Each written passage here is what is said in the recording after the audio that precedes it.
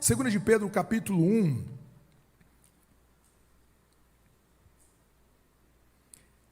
versículo 2, versículo 3 e versículo 4,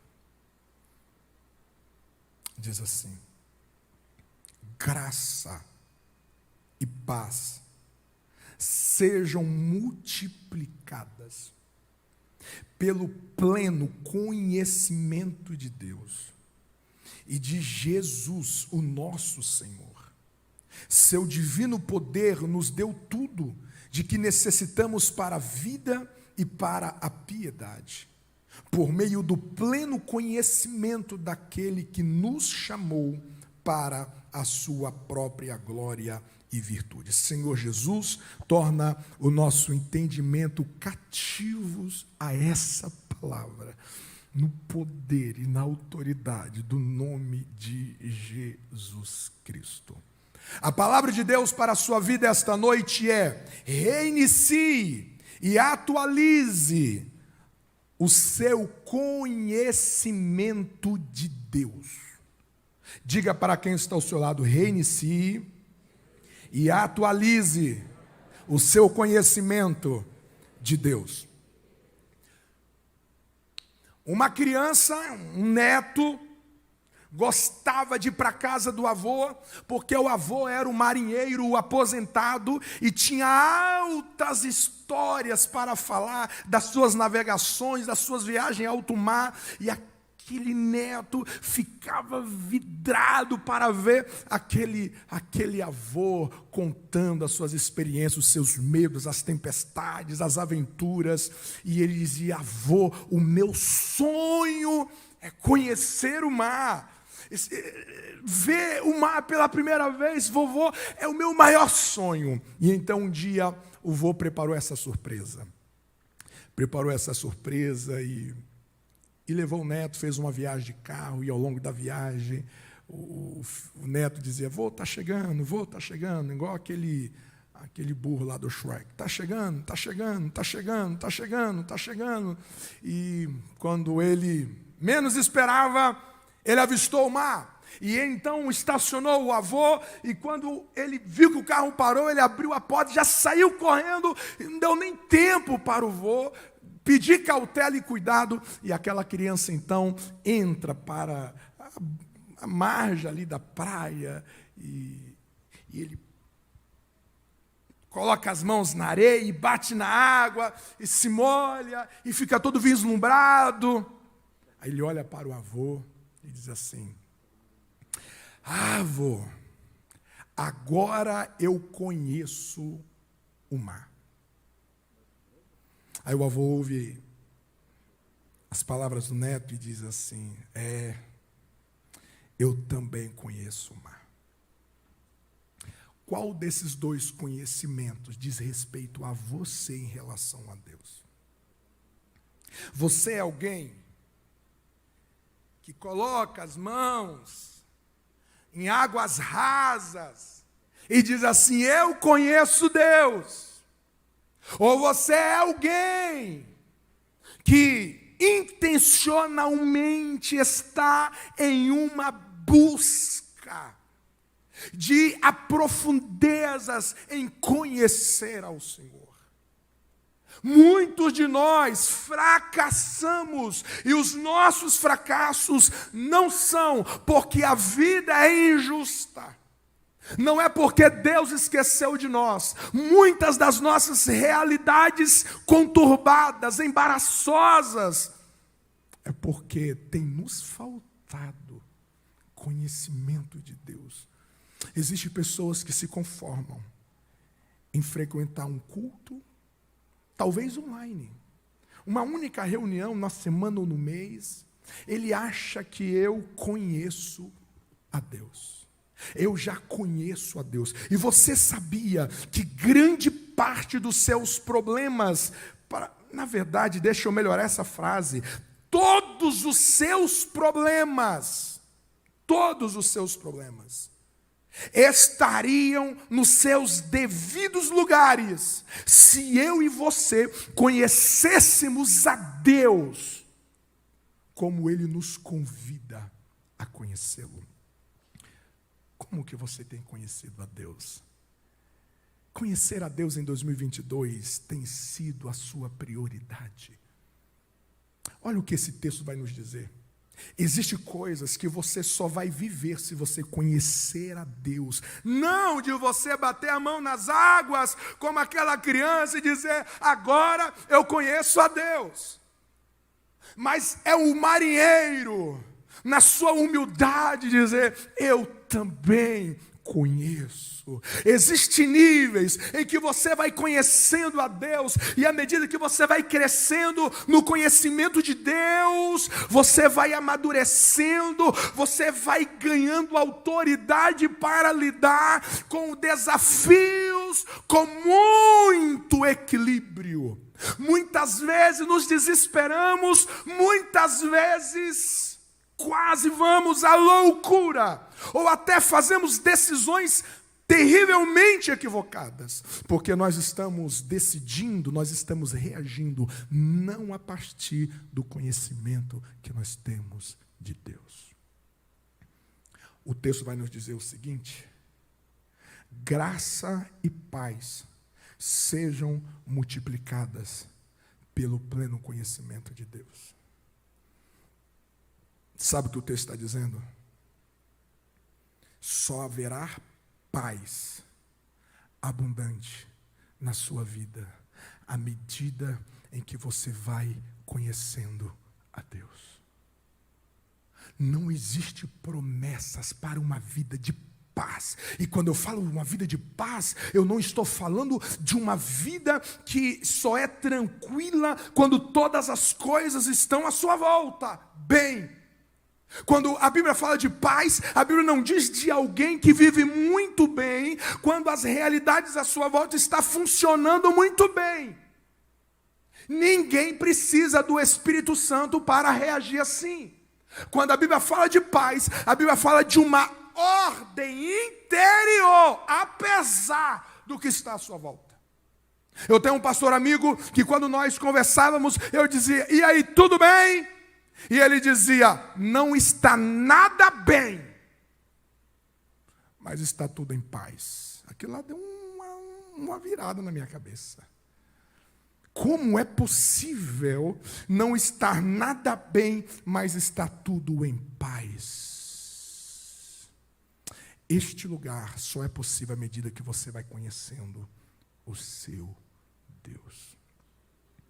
Existem alguns sentimentos que você está sentindo no seu coração. Existem alguns medos que você está sentindo em relação ao futuro, em relação a algumas realidades da sua família. Existem muitas incertezas, muitas inseguranças, que isso só serão dissipadas se você elevar o seu conhecimento de Deus.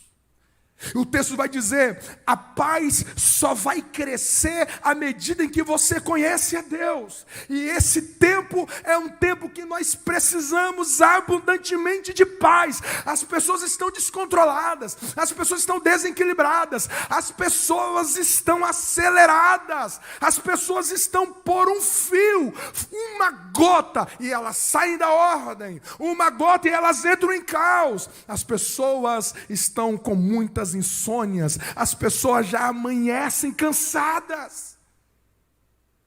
As pessoas já amanhecem cansadas. E da onde que virá essa paz? Não virá do aumento do seu salário, embora que vai ter boas alegrias. Que Deus te surpreenda com aumento de salário por esses dias, em nome de Jesus. Que Deus dê um sonho ao seu patrão, que Deus dê uma revelação para ele, que Deus aumenta a renda do seu patrão, e ele diz, eu vou aumentar o salário deste funcionário, dessa funcionária, porque ele é o melhor que eu tenho, amém? Mas essa alegria que você sente, ela dura até você ir no mercado. Quando você entra no mercado, você nem precisa visitar. Um só corredor já ficou tudo lá. É fácil demais. É ligeiro demais. É ligeiro demais. Nos traz alegria, mas não é isso que sustenta a nossa paz. Preste atenção nisso. Em nome de Jesus, eu vos falo com muita fé no que eu creio que as Escrituras dizem. Existe um lugar em Deus que você acessa conhecendo Ele, que ninguém, absolutamente ninguém,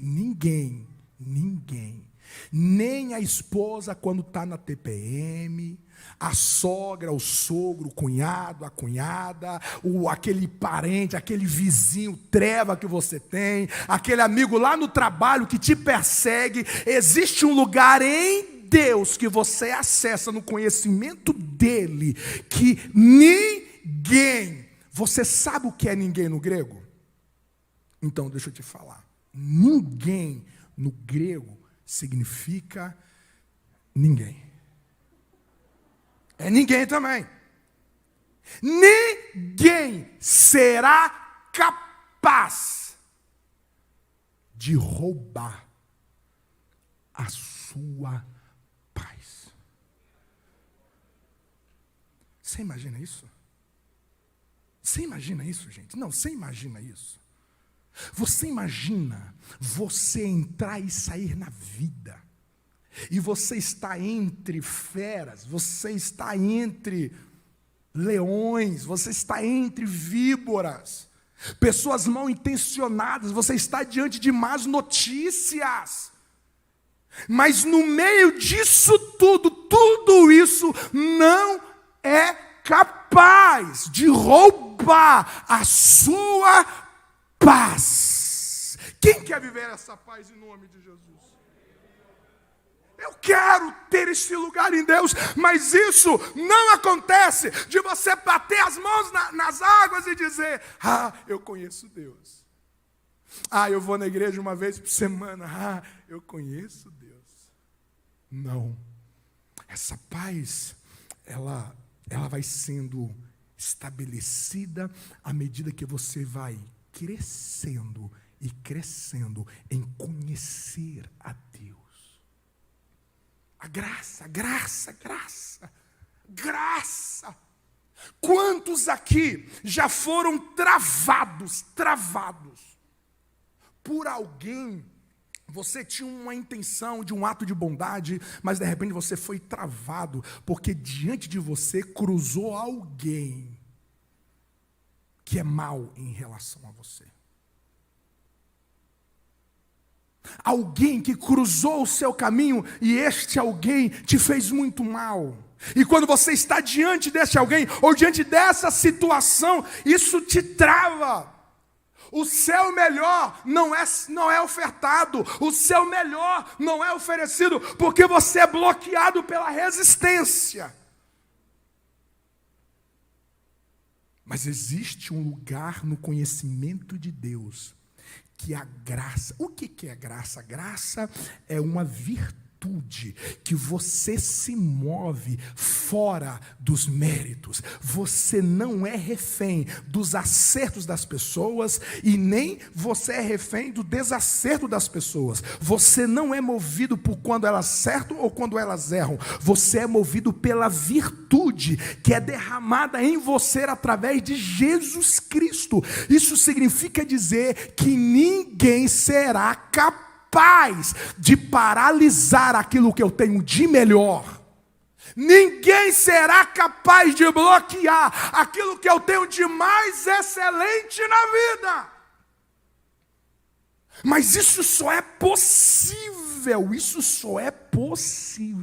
à medida que eu vou conhecendo a Deus. E é por isso que você vê que Jesus, diante da traição de Judas, gente, isso aqui é fantástico demais. Diante da traição de Judas, diante da negação de Pedro, você verá que Jesus, lá na cruz, continuou derramando o que ele tinha de melhor. Ele derramou o seu perdão, ele derramou o seu amor. Sabe por quê? Porque Jesus se movia em graça, ele era cheio de graça, e essa graça vinha do conhecimento que ele tinha sobre o seu Pai.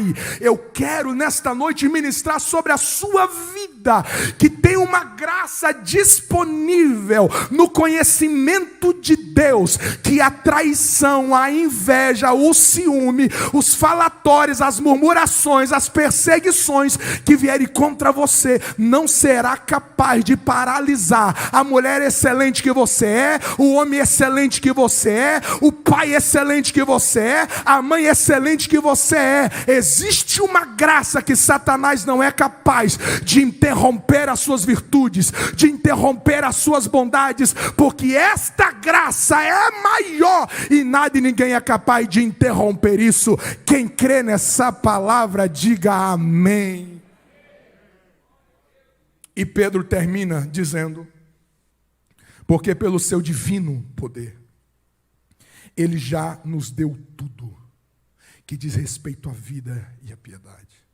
Gente, essa é uma das palavras mais encantadoras para o meu coração, porque o texto está dizendo o seguinte: tudo que você precisa para viver a vida abundante, não é uma vida raquítica, não é uma vida rasa, não é uma vida pesada, não é uma vida respirando por aparelhos, emocionalmente, existencialmente, não, é uma vida plena, é uma vida resolvida, é uma vida inteira, não é uma vida fragmentada, em pedaços, não. Tudo que nós precisamos para ver uma vida abundante. Você consegue entender isso? Que é possível você viver uma vida abundante. Tudo o que você precisa para viver essa vida abundante, o texto diz, você não vai receber, você já recebeu.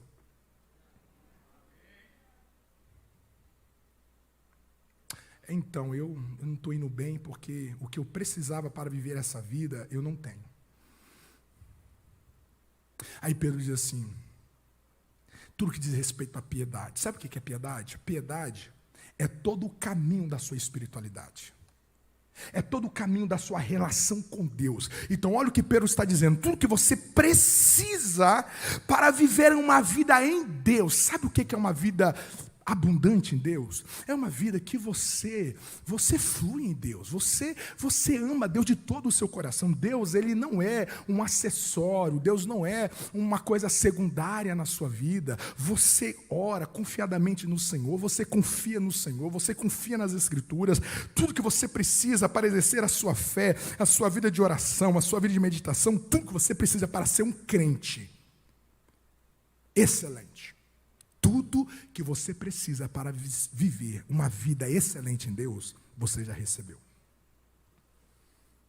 Você já recebeu. Mas a pergunta que eu faço é, por que eu e você não temos essa sensação? Quem aqui já foi tomado pelo sentimento que quando você está diante de uma coisa terrivelmente afrontadora a você, você tem uma sensação que você não tem forças, que você está vazio e que você não tem recurso para lidar com isso? Quem já viveu isso? Eu já vivi. A sensação que eu disse, Deus, isso aqui vai me massacrar, isso aqui vai acabar comigo. Você sabe por quê?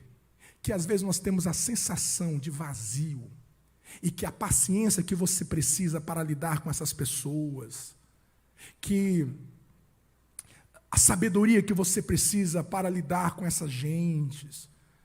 Sabe por quê? Que às vezes nós temos a sensação de desvantagem? Nós estamos em desvantagem sempre. Sempre, diante do diagnóstico, diante da confusão. Sabe por que nós temos essa sensação que sempre está nos faltando algo? Existe um sentimento de carência. Parece que nós nunca estamos abastecidos. Parece que nós nunca temos o suficiente.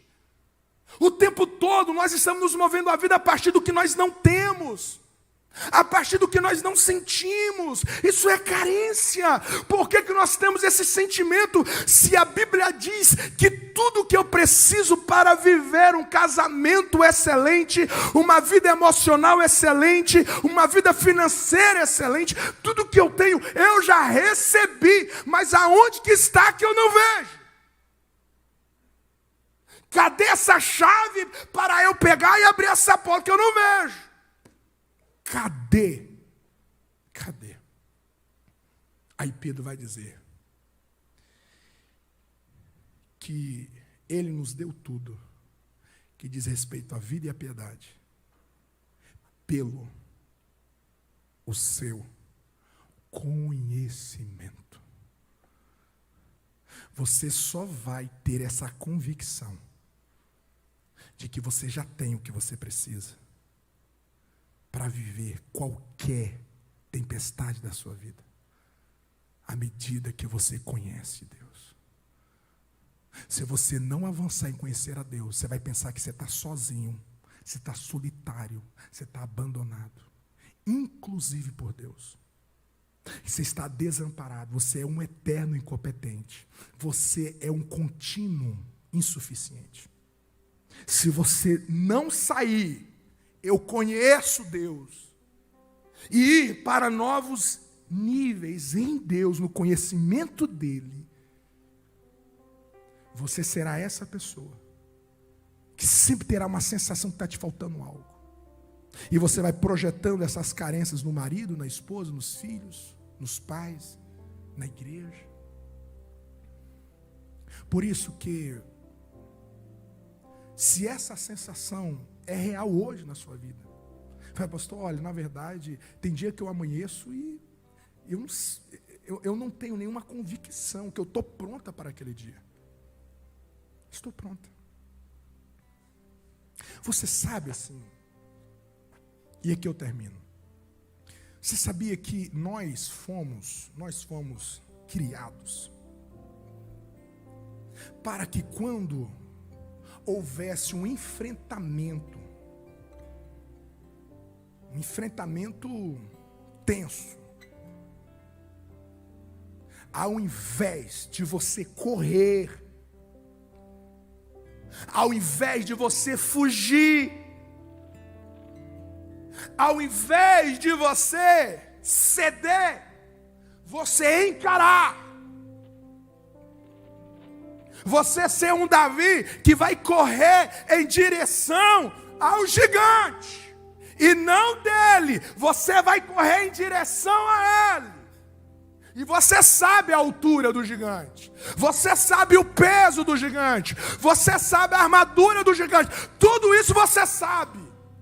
Mas você tem tanta certeza de quem você é, você tem tanta certeza do que você possui,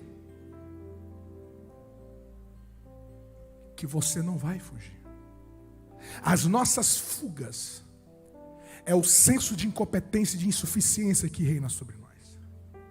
Por que que quando nós chegamos numa emergência de um hospital, e aqui nós temos o doutor que pode nos ajudar nisso,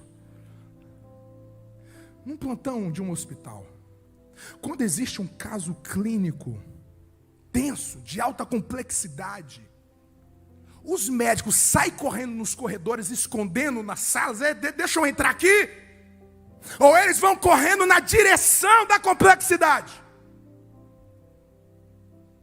Eles correm na direção da complexidade. E por que que eles correm lá? Porque eles têm certeza, eles têm consciência que aquilo que eles carregam, o conhecimento, o treinamento, os anos de estudo, as experiências obtidas, ele tem muito a oferecer para salvar aquela vida. Essa consciência do que eu sei o que eu tenho. Eu sei o que eu tenho. A gente acha, doutor, eu vou morrer, principalmente homem. O homem chega no hospital doendo o dedinho midinho e ele chega com testamento escrito, eu vou morrer. Aí o médico, com muita propriedade, falou: não, você vai morrer não. Não vai não. Eu sei o que eu estou fazendo. Deus nos criou para isso. Para você enfrentar a vida com coragem, cara. Porque você tem... Eu vim, disse Jesus. Eu vim buscar e salvar o que estava... Gente, aonde que havia as pessoas mais problemáticas, onde que estava Jesus? O demoniado de Gadara, Jesus estava lá. O filho da viúva morto, Jesus estava lá. Lázaro morto, Jesus estava lá. O cego Bartimeu, Jesus estava lá. A mulher do fluxo de sangue, Jesus estava lá. O gago, Jesus estava lá. O surdo, Jesus estava lá. O leproso, Jesus estava em todos esses endereços.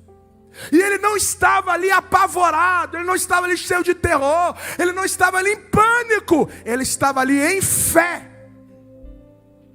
Porque ele sabia que o que ele carregava por dentro era cura para o cego, era libertação para o gadareno, era cura para a mulher do fluxo. Ele tinha certeza. E da onde que ele trouxe essa certeza? Do relacionamento que ele tinha com o conhecimento do seu Pai.